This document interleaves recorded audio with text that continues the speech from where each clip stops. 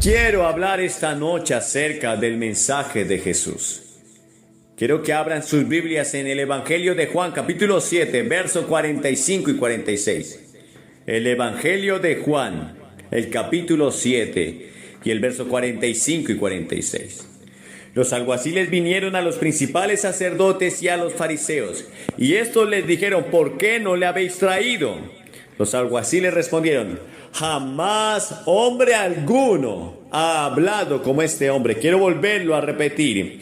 Jamás hombre alguno ha hablado como este hombre. Jesús vino a este mundo y cuando empezó a predicar a la edad de 30 años, nadie había hablado lo que Jesús habló. No hubo un filósofo, no hubo un maestro, no hubo un rey, no hubo un sirviente, no hubo nadie que hubiera hablado lo que Jesús hablaba. Pues el mensaje de Jesús estaba tan lleno de amor que nadie había hablado antes del amor como Él habló, del amor hacia los enemigos, del amor a los que los persiguen y ultrajan. Pero también era un mensaje de juicio, un mensaje de arrepentimiento, un mensaje a aquellos que dejaran sus malos caminos o perecerían. El mensaje de Jesús estaba lleno de esperanza, pero también advertía sobre un juicio venidero. El mensaje de Jesús podía ser escuchado por un rey, podía ser escuchado por un maestro, un fariseo, y estar atónito ante su sabiduría. Pero también podía captar la atención de un niño, de un hombre vulgar y de cualquiera que quisiera escucharlo. El mensaje de Jesús iba dirigido no solamente a los maestros, a los sacerdotes, a los reyes, pero también a los niños, también a los hombres vulgares, también a los publicanos y a aquellos que se etiquetaban como pecadores. Por eso jamás hombre alguno había hablado como Jesús.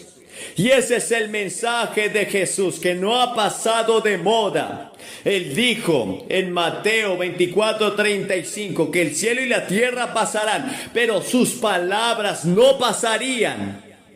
Y en este tiempo en que estamos viviendo, más que nunca necesitamos ese mensaje de confrontación.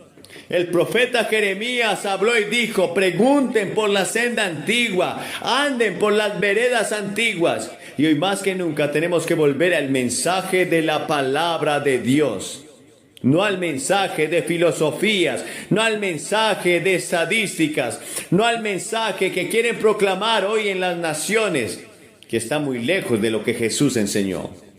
Y quiero hablar de ese mensaje, porque hoy la iglesia está confundida, porque hoy muchos confunden el mensaje de Jesús del amor con la complicidad. Hoy muchos confunden el mensaje de Jesús acerca del reino del cielo con la pluralidad, con la universalidad. Hoy muchos confunden el mensaje de Jesús acerca que hay un camino con las religiones y están errando y es peligroso. Pero Jesús dijo: yo soy el camino, la verdad y la vida. Y ese mensaje debe ser claro, ese mensaje debe ir directo al grano, ese mensaje no debe sufrir ninguna mudanza, ni tampoco frustrarle ni una sola tilde. Ese mensaje debe ser dado con sencillez, con practicidad, pero con verdad. Ay de aquel que le añada o le quite al mensaje que Jesús vino a predicar. Y por eso quiero hablar acerca del mensaje de Jesús. Y el primer mensaje que Él empezó a predicar, dice en Mateo 4:17, Él dijo: desde entonces comenzó a Jesús a predicar y a decir: arrepentíos, porque el reino de los cielos se ha acercado. El primer mensaje que Jesús habló a los hombres cuando inició su ministerio fue un mensaje llamando al arrepentimiento. Fue un mensaje que confrontaba a las personas. Y arrepentimiento quiere decir cambiar de dirección. Arrepentimiento quiere decir volver por el camino del error hacia el camino de la verdad. El verdadero arrepentimiento no consiste solamente en emociones y lágrimas. Pero un verdadero arrepentimiento lleva al apartarse del pecado, al reconocer las faltas y al volver a Jesús. El Señor predicó a aquellos fariseos. El Señor predicó incluso a sus discípulos. Sus discípulos le estaban comentando en una ocasión, contándole acerca de cómo Herodes había mezclado los sacrificios de los galileos. Y el Señor dijo, antes si no te arrepientes, todos perecerán igualmente. Y ya el hacha está puesta a la raíz de todo árbol. Ese fue el primer mensaje de Jesús, un mensaje de arrepentimiento, un mensaje de confrontación, un mensaje cargado de amor, pero que no permitía el pecado. Cuando Él habló a aquella mujer que trajeron para que fuera apedreada delante de Él, que fue sorprendida en el mismo acto de adulterio, le preguntaron a aquellos hombres que la traían. En la ley de Moisés se nos dice que debemos apedrear a tales mujeres. El Señor dijo, el que esté libre de pecado que tire la primera piedra. Y todos arrojaron sus piedras al suelo y huyeron. Pero cuando Él está a solas con la mujer, le dice, vete y no peques más. Y hoy los jóvenes de esta era, de este tiempo, necesitan escuchar esta palabra. Vete y no peques más. El Señor le dijo a aquel hombre que estaba en Betesda paralítico, luego de que fue sanado, le dijo, vete y no peques más para que no te suceda algo peor. Y vemos que el mundo está yendo de cabeza porque no queremos que este mensaje sea predicado. Queremos que nos aplaudan, queremos que nos adulen, queremos que la gente nos anime, pero no queremos oír que debemos arrepentirnos. Pero ese fue el primer mensaje que Jesús predicó en su ministerio. Ahora tú y yo somos llamados a predicar el arrepentimiento.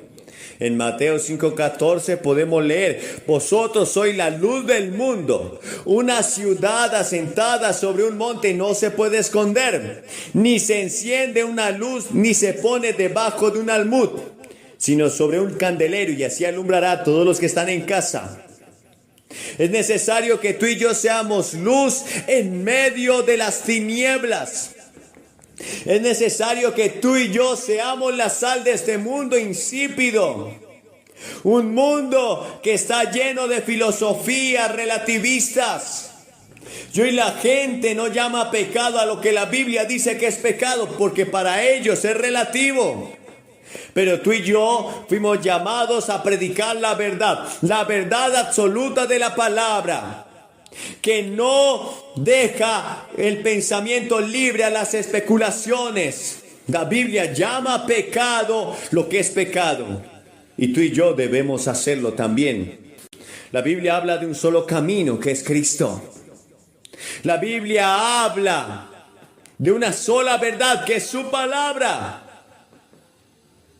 La Biblia habla de un juicio venidero y de un cielo eterno, al cual tú y yo estamos invitados, pero sin arrepentimiento no podrá haber remisión de pecado. Si tú quieres venir a Cristo esta noche, deberás arrepentirte. Deberás reconocer que necesitas arrepentimiento, de otra manera no podrás arrepentirte. Deberás reconocer que necesitas dejar muchas cosas, y eso es un verdadero arrepentimiento. Jesús te está llamando a que tú seas un mensajero y que puedas predicar un arrepentimiento, pero antes tú mismo debes arrepentirte si nunca lo has hecho y si nunca has aceptado a Jesús en tu corazón.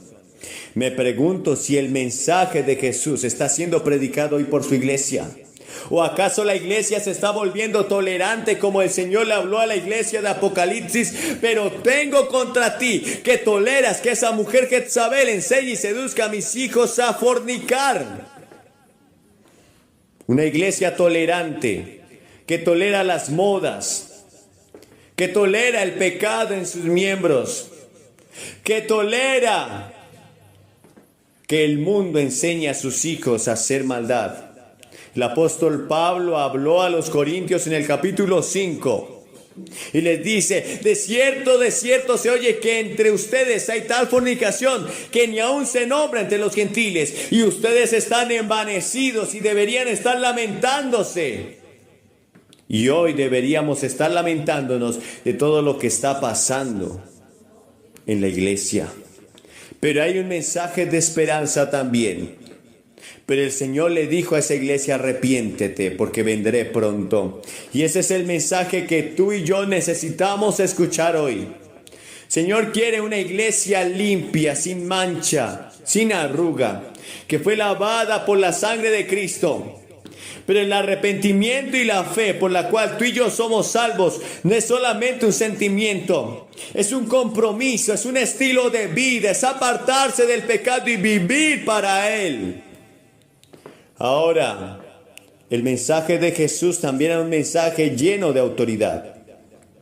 Lucas 4:32 dice: y se admiraban de su doctrina, porque su palabra era con autoridad. Te pregunto si tú tienes autoridad, si hemos perdido como iglesia la autoridad para predicar. El Señor te llama a ti, me llama a mí a tener autoridad. Debemos predicar la palabra con autoridad. Ahora, la autoridad de Jesús en su mensaje tenía tres fuentes. Primero, la palabra de Dios. En el Evangelio de Juan, el capítulo 3, el verso 34 dice: porque el que Dios envió, las palabras de Dios habla, pues Dios no da el Espíritu por medida. Tú y yo debemos enseñar la palabra. Debemos predicar la palabra. Debemos creer que la palabra es suficiente. Porque lamentablemente la iglesia se está llenando de psicología. Se está llenando de filosofía. Se está llenando de las culturas orientales. Estamos trayendo aquí el conocimiento de otras religiones y lo implantamos en la iglesia como si fuera de la palabra de Dios, y acomodamos esas doctrinas erradas, erróneas, a la palabra de Dios. Jesús tenía autoridad porque Jesús predicaba la palabra de Dios. Él no hablaba por sí mismo, sino que hablaba lo que el Padre le había dado. En el verso 10 de Juan 14 dice: ¿no crees que yo soy en el Padre y el Padre en mí? Las palabras que yo os hablo, no las hablo por mi propia cuenta, sino que el Padre que mora en mí, Él hace las obras. Jesús no hablaba palabras porque sí. Y cuando tú y yo predicamos del Evangelio, no debemos hablar nuestras palabras, sino que las palabras de Dios deben ser dichas. Juan 17:8: porque las palabras que me diste les he dado, y ellos las recibieron, y han conocido verdaderamente que salí de ti, y han creído que tú me enviaste. Tú estás llamado a predicar la palabra como iglesia. Y desde cada púlpito, y desde cada sermón, y desde cada cruzada y cada evento que tengamos, estamos llamados a predicar la palabra. De otra manera no creerán. La segunda fuente que tenía Jesús acerca de su autoridad era la presencia del Espíritu Santo en su vida. Lucas 3, 21 y 22. Aconteció que cuando todo el pueblo se bautizaba, también Jesús fue bautizado, y orando el cielo se abrió. Y descendió el Espíritu Santo sobre él en forma corporal como paloma. Y vino una voz del cielo que decía: tú eres mi Hijo amado, en ti tengo complacencia. El Espíritu Santo debe estar llenando tu vida y mi vida. Y si tú eres un verdadero cristiano, has nacido de nuevo, el Espíritu Santo está sobre ti. Pero ahora el apóstol Pablo dijo: pero debes ser lleno del Espíritu Santo. Si tú eres un cristiano, pero no eres lleno del Espíritu Santo, no eres controlado por el Espíritu Santo, y el fruto del Espíritu no podrá estar en ti. No hay forma de ser lleno de amor, paz, gozo, paciencia, benignidad, bondad, fe, templanza y mansedumbre, a menos que el Espíritu Santo te llene. Y no podrás enfrentar el pecado a menos que seas lleno del Espíritu Santo. Y no podrás enfrentar a Satanás a menos que seas lleno del Espíritu Santo. Él dijo que no nos iba a dejar huérfanos, que el Espíritu Santo vendría a nosotros y nos tomaría otra vez. Y Jesús estaba lleno del Espíritu Santo cuando Él vino del desierto, luego de ser tentado, estaba lleno del Espíritu Santo de tal modo que los demonios huían, las enfermedades se iban y la gente se admiraba de su doctrina. Y la tercera fuente de autoridad que había en Jesús para predicar la palabra era su ejemplo. Juan 13:15, porque ejemplo os he dado, para que como yo os he hecho, vosotros también hagáis. Y Lucas 2:52 dice que Jesús crecía en sabiduría y en estatura y en gracia para con Dios y los hombres. Tu testimonio y mi testimonio es importante. Y debemos cuidar nuestro testimonio como ministros, pero debes cuidar tu testimonio como un hijo de Dios en tu trabajo, en tu escuela y en el lugar donde Dios te haya puesto. Es necesario que seas luz y que seas sal. De otra manera no podrás tener autoridad cuando predique. Y la gente te verá como un charlatán. No hay cosa más frustrante para un hombre de Dios, un ministro de Dios, que pierda su autoridad a causa de su testimonio. Es necesario que aquel que es un ministro tenga buen testimonio de los de afuera para que no caiga en descrédito y lazo del diablo. Tú y yo debemos tener un testimonio limpio para que nadie tenga de qué acusarte. Y si murmuran de vosotros como malhechores, dice la Biblia, entonces glorificarán al Padre allá en el día del juicio cuando se den cuenta que tus obras eran limpias. Pero si la gente murmura de ti y tienen razón, entonces no tenemos ningún mérito, mas somos culpables. En tercer lugar, el mensaje de Jesús también era un mensaje de esperanza. En Mateo 4:23 dice, y recorrió Jesús toda Galilea, enseñando en las sinagogas de ellos y predicando el evangelio del reino y sanando toda enfermedad y toda dolencia en el pueblo. Jesús recorría cada rincón de Galilea, de Judea, del reino de Israel. Él iba sanando al pueblo, pero también iba predicando el mensaje del reino, diciéndoles que había un reino eterno al cual Él quería que todos llegaran. Porque esta gente estaba siendo oprimida por el imperio romano. Porque esta gente estaba siendo esclavizada a tributos. Porque esta gente estaba llena de injusticia de parte de aquellos que los gobernaban. Pero Jesús les decía, hay algo más adelante, hay algo más poderoso. Y enseñaba y predicaba el evangelio. El evangelio son buenas noticias. El evangelio son noticias de vida eterna y salvación. En Mateo capítulo 5, Él habló acerca de las bienaventuranzas. Quizás nunca las hayas escuchado o leído. Yo quiero leértelas hoy.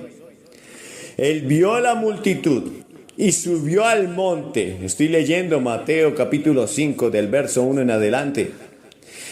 Y sentándose vinieron a Él sus discípulos. Y abriendo su boca les enseñaba diciendo, bienaventurados los pobres en espíritu, porque de ellos es el reino de los cielos. Bienaventurados los que lloran, porque ellos recibirán consolación.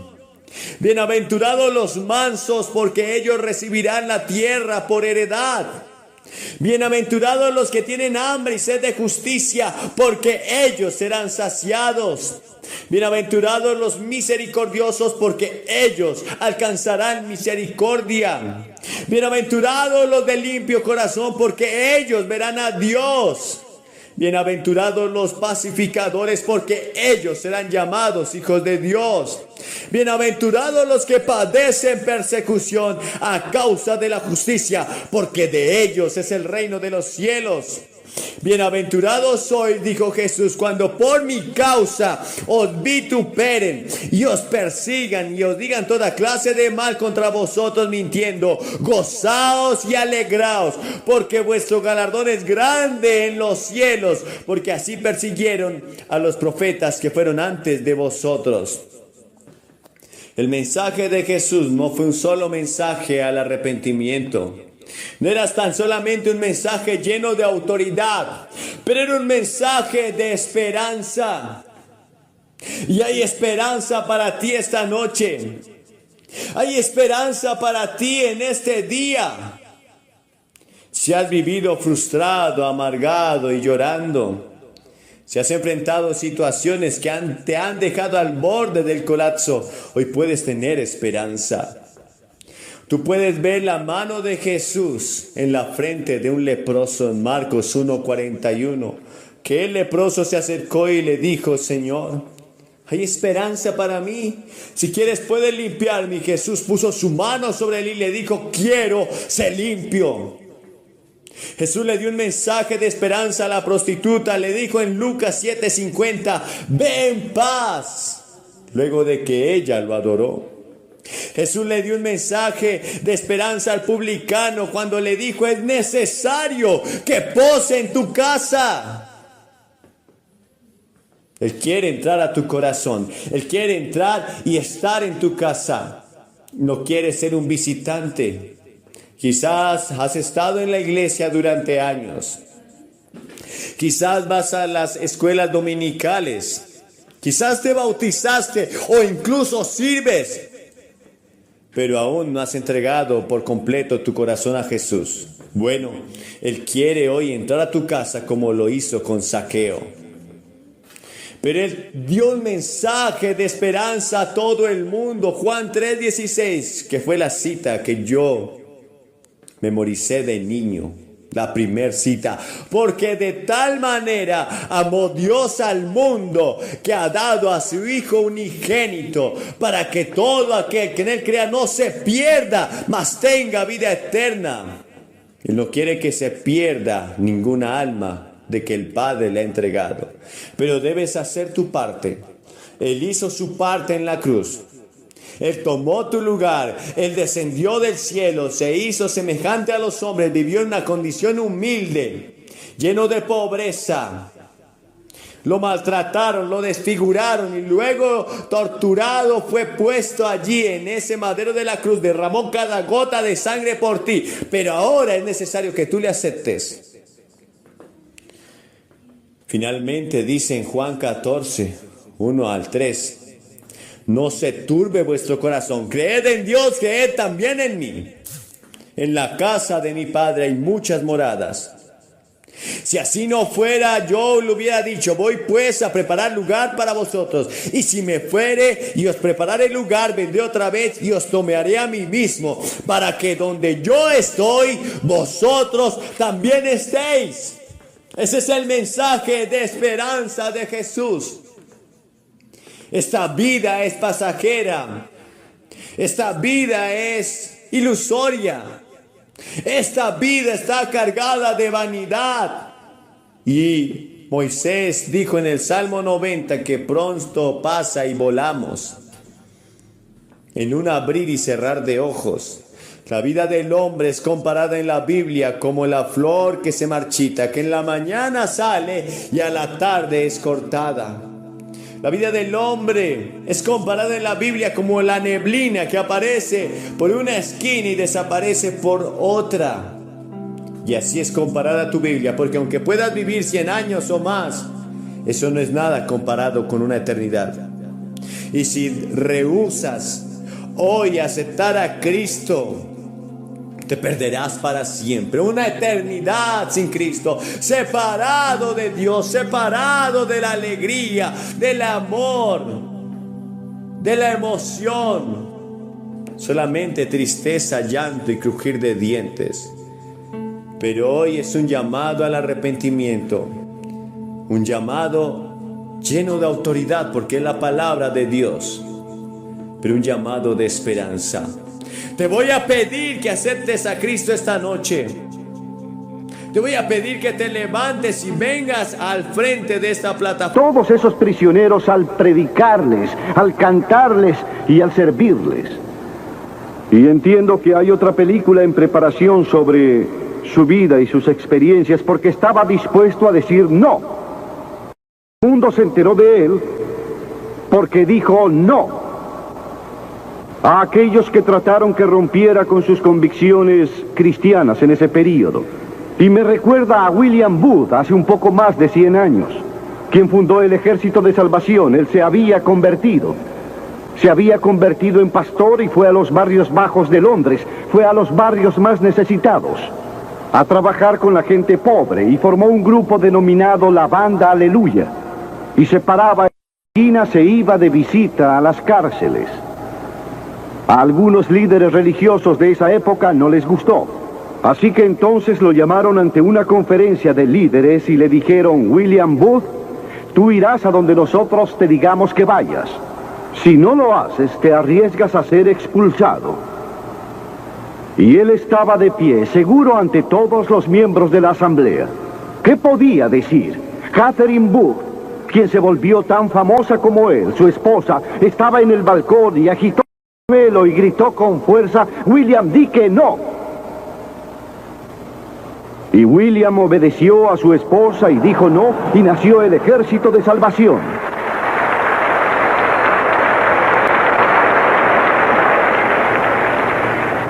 Quiero que sepan que hay muchas historias en la Biblia sobre gente joven que dijo no y cambió la historia. La primera que quisiera mencionar es una de la cual seguramente nunca han oído hablar. Su nombre era Vasti y era la reina de Persia. Era la esposa de Asuero, quien reinaba desde la India hasta Etiopía. Piensen en todo el petróleo que tenía, pero no lo sabía.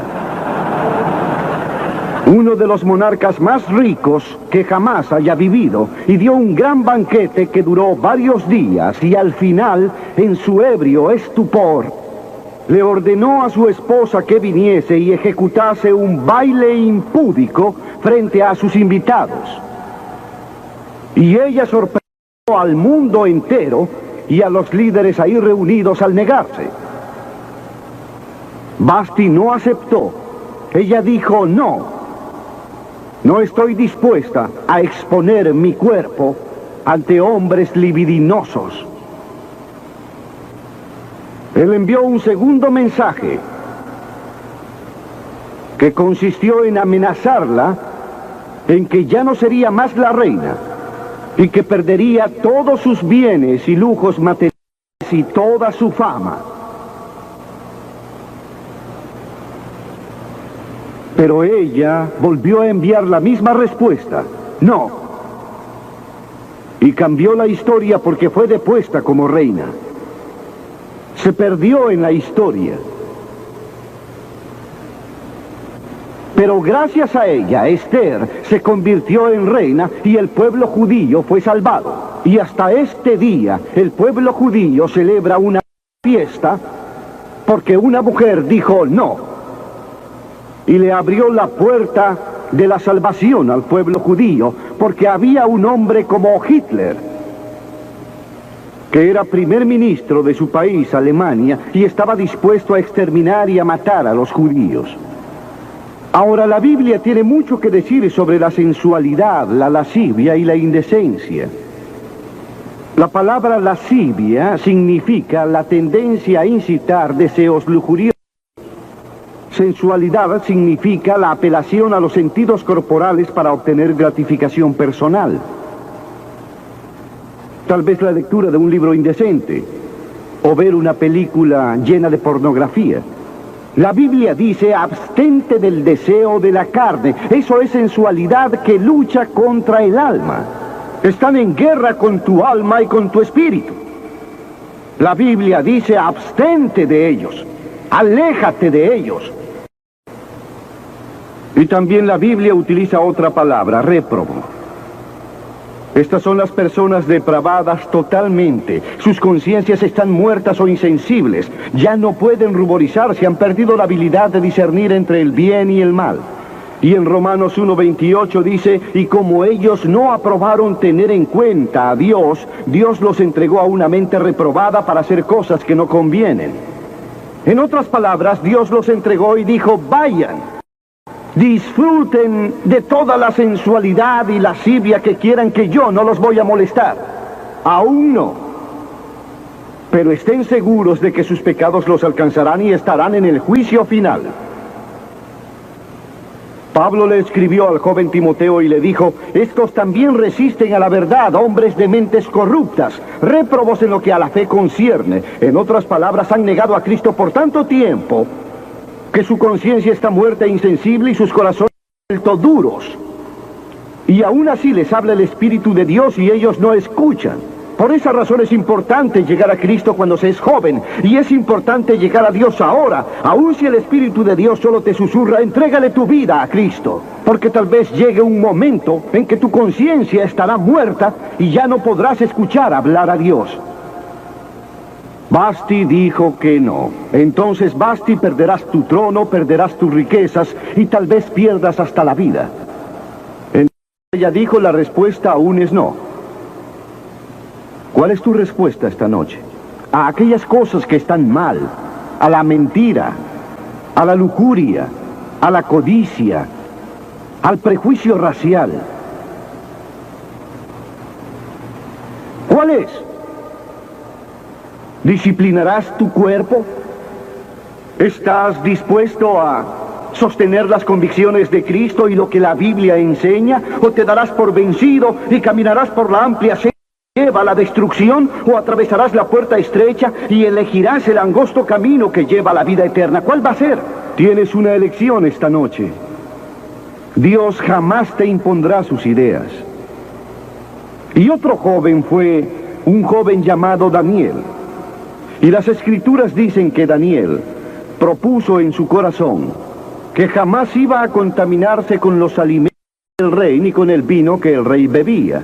Daniel era un joven con un propósito. Había sido capturado en Jerusalén cuando ésta fue invadida por Nabucodonosor. Fue capturado y fue llevado 2.700 kilómetros por tierra fértil hasta Babilonia.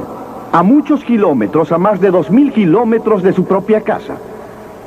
Sin aviones, sin automóviles, días y semanas de viaje. Pero él estaba decidido a servir a Dios. No tenía más de 12 o 15 años de edad. Y Nabucodonosor, el gran rey, había llevado cautivos de Jerusalén a Babilonia y ordenó que estos muchachos, que no padecían de ningún vicio, que eran de buen parecer y tenían habilidades lingüísticas, fueran instruidos en su corte para poder usarlos. Él quería usar a estos jóvenes judíos porque sabía que tenían un don especial. Y durante el período de entrenamiento les trajeron los mejores vinos y las mejores comidas y todas las comodidades que puedan imaginar. Era la corte de Nabucodonosor. Pero Daniel dijo: no. No quiero el vino del rey. Y no quiero las mejores comidas. Quiero dormir en el suelo, no sobre un lecho de plumas. Lo que yo quiero es algo simple. Quiero llevar una vida disciplinada. Cuán diferente era de aquellos que lo único que esperan es irse de su casa a divertirse. Pero no Daniel. Daniel estaba lejos de casa y nadie se enteraría si hacía alguna de estas cosas. Nadie sabría si tendría una muchacha y dormía con ella. Nadie sabría si se emborrachaba con el vino del rey.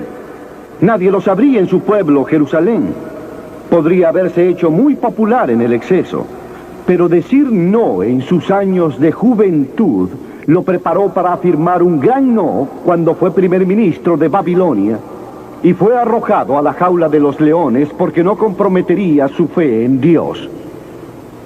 Nos corrompemos al comer en exceso, al tomar mucho alcohol, al usar drogas, al pasar mucho tiempo frente al televisor, oyendo al cine también. En Lucas, Jesús dice en el capítulo 21, mirad también por vosotros, que vuestros corazones no se carguen de glotonería y embriaguez y de los afanes de esta vida, y venga de repente sobre vosotros aquel día. Y el apóstol Pablo dijo: no hagas ninguna provisión para satisfacer los deseos de la carne. Pedro dijo: en tiempos hemos andado en lascivias, concupiscencias, embriagueces, orgías, disipación y toda clase de cosas abominables. La Biblia dice que debemos disciplinar nuestra mente y nuestros cuerpos. Hemos de disciplinar nuestros corazones por la fe en Cristo. Y había otro hombre joven que se llamaba José y fue vendido a Egipto por sus hermanos y se convirtió en esclavo de un hombre llamado Potifar. Y Potifar tenía una esposa muy hermosa. José era un joven fuerte y buen mozo. Y en el Génesis, en el capítulo 39, si quieren leer la historia, se cuenta la historia de la tentación de José. La esposa de Potifar llegó a enamorarse de José, porque José se convirtió en la cabeza de toda la casa y administraba los asuntos de su amo, y ella vio a este joven que era buen mozo, fuerte y viril, que caminaba por la casa y el jardín y arreglaba los asuntos de su amo, y lo deseó con pasión. Ella le dijo: ven, acuéstate conmigo. Y él le dijo: no. Y dijo: no puedo desobedecer a mi señor, quien me ha confiado todo en la casa para dormir con su mujer. No puedo pecar contra Dios, el Dios de mis padres. Él estaba lejos de la casa en Egipto. ¿Quién se enteraría?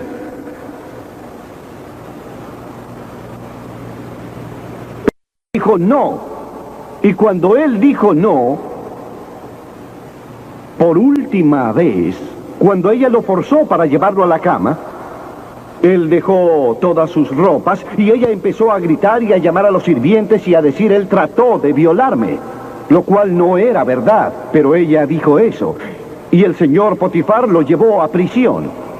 Y muchos de ustedes saben la historia de cómo estaba él en prisión, y cómo a través de una serie de circunstancias él también se convirtió en el primer ministro de Egipto y reinó en Egipto como faraón. Dios lo observaba y lo promovió porque él tenía la fuerza que le dio Dios para decir no cuando fue tentado. Pero el sexo no es pecado. Nos fue dado por Dios para propagar la raza humana y para disfrutarlo, pero dentro de los límites de ciertas normas que Dios estableció dentro del matrimonio. Las de un cristiano son el autocontrol y la autodisciplina. Pablo le escribió a Timoteo y le dijo: mantente puro. ¿Cómo puedes mantenerte puro en un mundo como el de hoy? ¿Cómo mantenerte puro al ver las películas? ¿Cómo mantenerte puro al ver las noticias? ¿Cómo mantenerte puro ante todas estas tentaciones? No puedes. No hay manera, excepto una. Si Cristo está en tu corazón, Él te proveerá de la fuerza y el poder, porque no vendrá a ti ninguna tentación tan fuerte. Él proveerá la forma de escapar. Entrégale tu vida a Cristo esta noche y deja que Él tome control de tu vida, que Él sea el Señor de tu vida, que Él mande en esa área de tu vida, en tu mente, en tu cuerpo y hasta en tu sexo. Que Él sea el Señor de tu sexualidad. También hubo otro joven de nombre Moisés.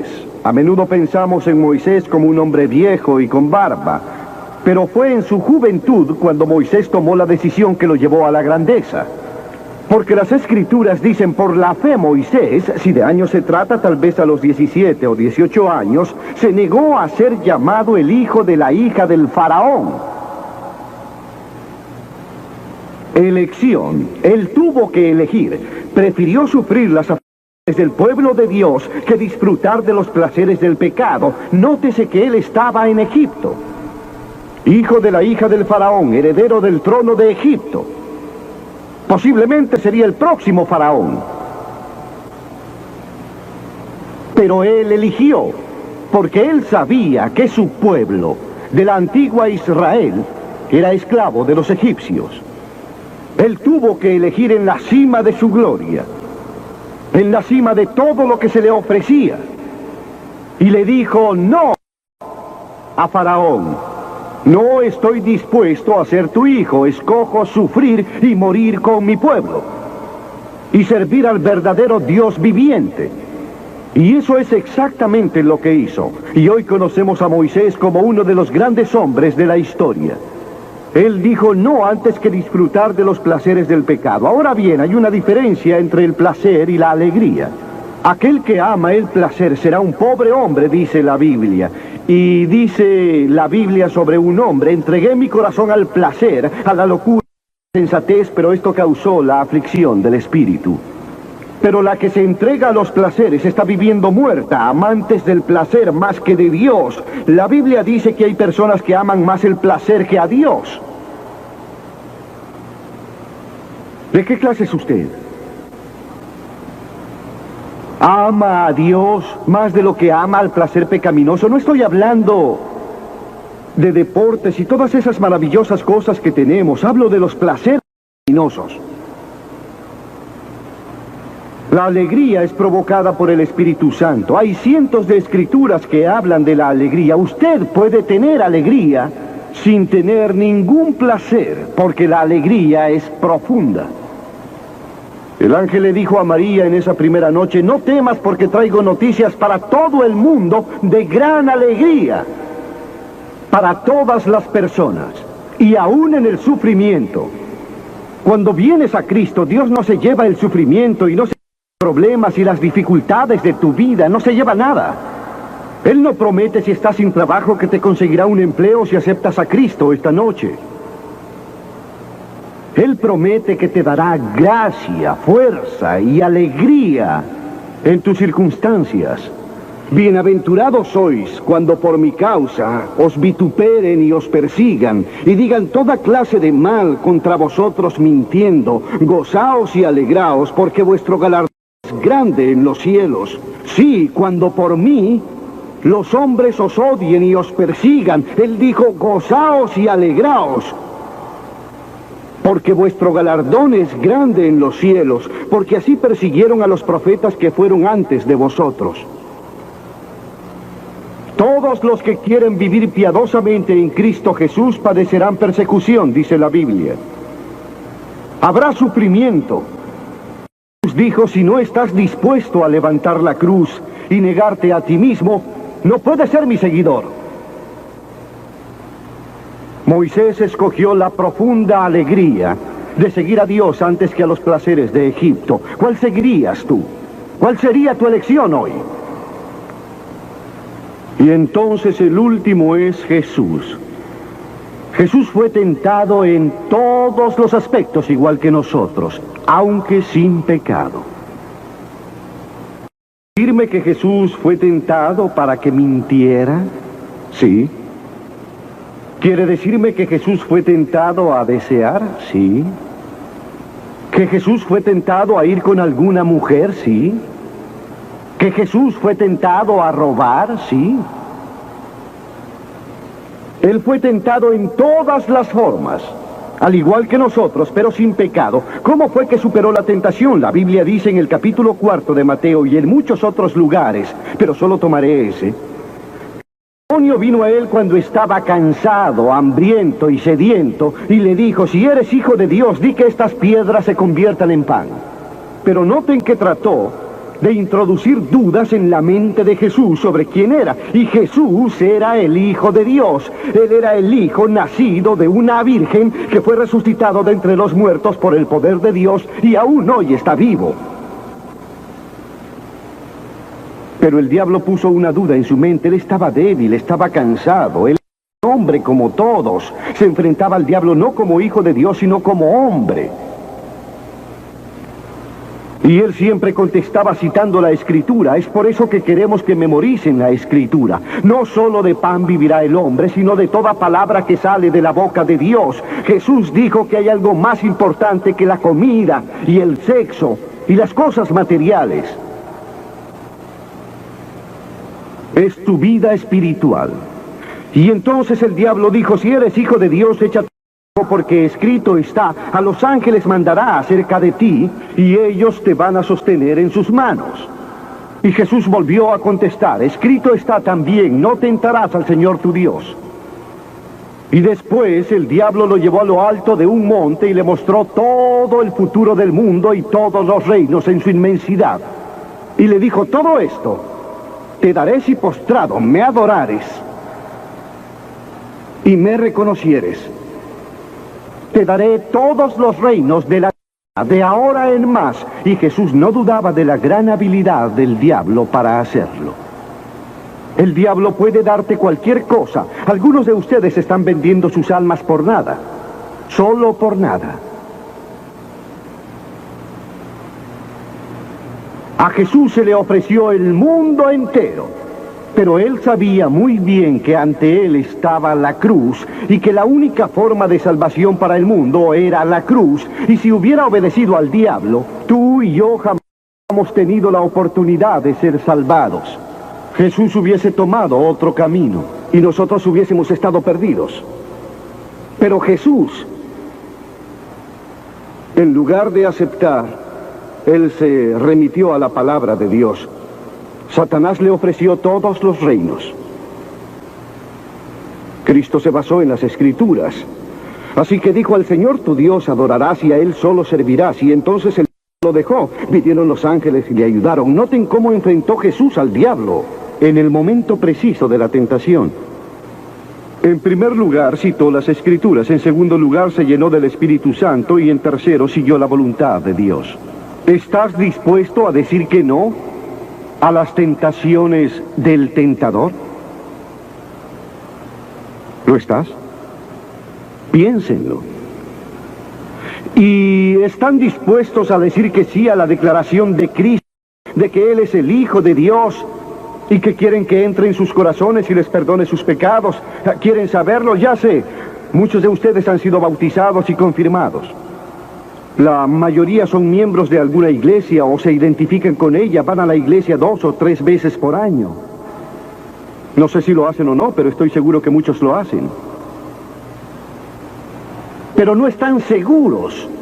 No podrían decir esta noche: mis pecados han sido perdonados, sé que voy a ir al cielo. Dios está dispuesto a perdonar todo tu pecado esta noche gracias a la cruz. Dios está dispuesto a decirte perdono, porque Él te ama. Y Dios está interesado en ti como si fueras la única persona en el mundo. Y puedes recibirlo esta noche. Tú dices: ¿qué debo hacer? Debes arrepentirte de tus pecados. El primer sermón de Jesús fue sobre el arrepentimiento. Y la palabra arrepentimiento significa cambiar, cambiar lo que piensas, cambiar tu forma de... Significa dejar que Jesús se acerque. ¿Estás dispuesto a hacerlo? No podrás cambiar solo. Pero Él te ayudará a cambiar. Esto no significa que te volverás perfecto. Significa que darás la vuelta y comenzarás en una nueva dirección, y Él estará allí contigo para ayudarte mientras vives para Cristo. Fallarás y cometerás muchos errores. No serás perfecto. Pero Cristo estará contigo si estás dispuesto a arrepentirte. Tú le dices a Dios: he pecado y lo lamento y estoy dispuesto a cambiar. Y luego la segunda cosa es que por fe lo recibas. Recuerden que Cliff dijo hace un momento: no puedes pensar tu camino, no todo el camino.